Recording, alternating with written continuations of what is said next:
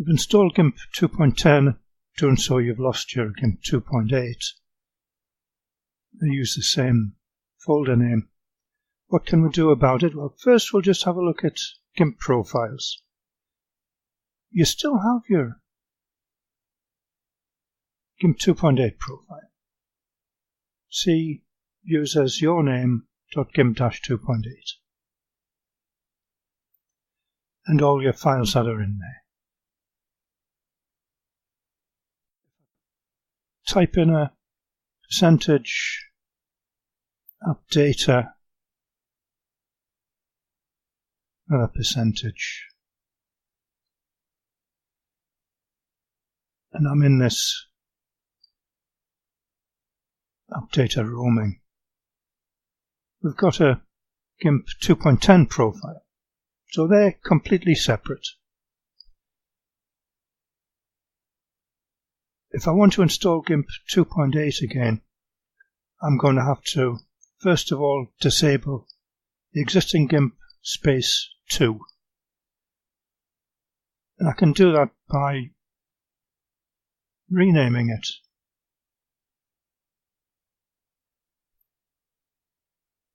And I'll just rename it with something like -back. It doesn't matter what you use. That's what I'm using. Close that down now. And somewhere you're going to have to get a Gimp 2.822 installer. I'll install it and I'll use the customize option. Could just go for an install, but I'll use the customize option. If I don't want translations, I'll untick that. What I don't want is a desktop icon. So I'll do a next and install. It takes the usual length of time to install, so we'll cut some out. What you don't want to do once it's installed is run it. Do not run it yet. That's okay, that's Gimp 2.10. So if I go into my program files, I've now got a new Gimp space 2.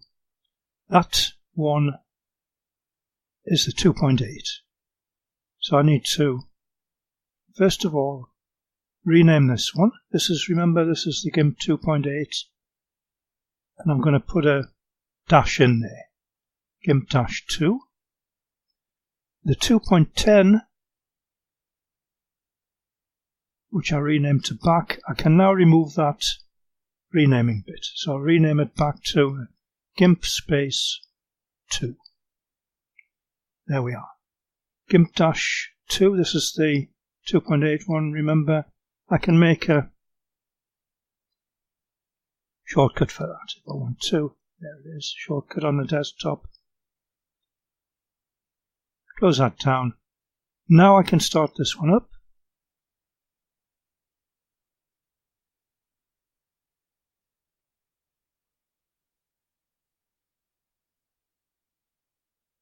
It should start fairly quickly. It's already got a profile. And just as a reminder, Gimp 2.8. There's my Gimp 2.10.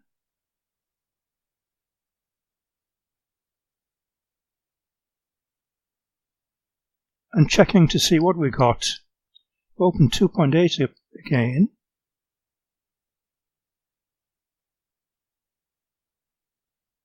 Edit preferences.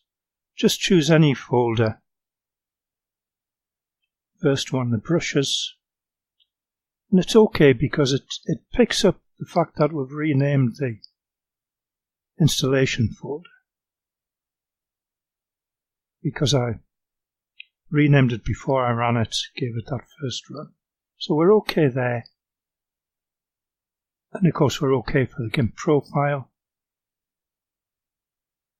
Final one, you can go and fix the icon on your Gimp 2.10, change the icon to whatever you want. Let's have that one for a change. Apply it, OK it. There we are.